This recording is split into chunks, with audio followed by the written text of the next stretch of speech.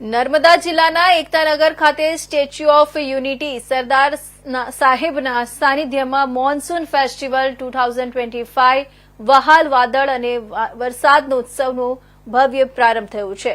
ગુજરાત પ્રવાસન નિગમ લિમિટેડ અને નર્મદા જિલ્લા વહીવટીતંત્રના સંયુક્ત ઉપક્રમે આ ફેસ્ટિવલ તારીખ 17મી સપ્ટેમ્બર સુધી ઉજવાશે। ફેસ્ટિવલના ઉદઘાટન પ્રસંગે જિલ્લા કલેક્ટર એસ.કે. મોદી અને ઉપસ્થિત મહાનુભાવોએ સાંસ્કૃતિક પરેડને ફ્લેગ ઓફ કરવામાં આવ્યું હતું।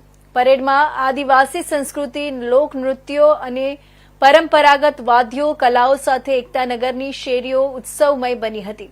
એકતા ઓડિટોરિયમ ખાતે ગુજરાતના જાણીતા કલાકાર શ્રી ઓસમાન મીર તથા તેમના પુત્ર આમિર મીરની સુરીલી જોડીએ ભજન, ગઝલ, ગુજરાતી તથા હિન્દી ફિલ્મી ગીતો અને ગરબાના સુરોથી સૌને મંત્રમુગ્ધ કરી દીધા હતા। તેમણે સંગીત સંધ્યાની શરૂઆત નગર મેં જોગી આયા જેવા ભજનથી થતા આખું ઓડિટોરિયમ જાણે શિવજીની ભક્તિના રંગમાં રંગાઈ ગયું હતું।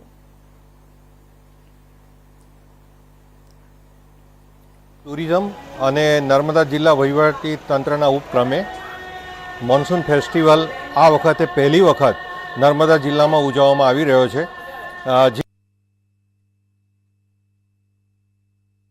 જે અંતર્ગત વિવિધ કાર્યક્રમો થઈ રહ્યા છે।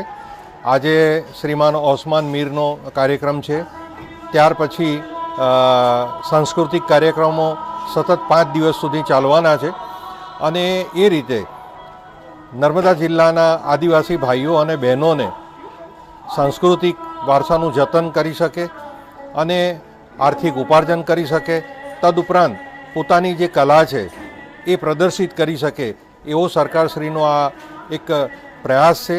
એ પ્રયાસને નર્મદા જિલ્લા વહીવટીતંત્ર એને પૂરું કરી રહ્યું છે અને આવનારા દિવસોમાં પણ માનનીય વડાપ્રધાન શ્રી પધારનાર હોય અત્યારથી જ લોકોની અંદર ખૂબ ઉત્સાહ છે અને આ એક વહાલ વરસાદ અને એ અંતર્ગત થીમ ઉપર આખો જે કાર્યક્રમ છે એ કાર્યક્રમ ખૂબ સરસ રીતના થઈ રહ્યો છે અને આ અંતર્ગત હું સરકારશ્રીનો ખૂબ આભાર માનું છું કે નર્મદા જિલ્લાને આ માટે પસંદ કર્યો અને નર્મદા જિલ્લાના મારા આદિવાસી ભાઈઓ બહેનોને આનો લાભ મળી રહ્યો છે અને ખૂબ પ્રસન્ન થઈ રહ્યા છે। ખાસ એ જણાવવાનું કે આજથી આ કાર્યક્રમ શરૂ થયો છે અને આ 5 દિવસ સુધી સતત કાર્યક્રમ સ્ટેચ્યુ ઓફ યુનિટી પર અને અહીંયા એકતાનગર ઓડિટોરિયમમાં ચાલવાનો છે।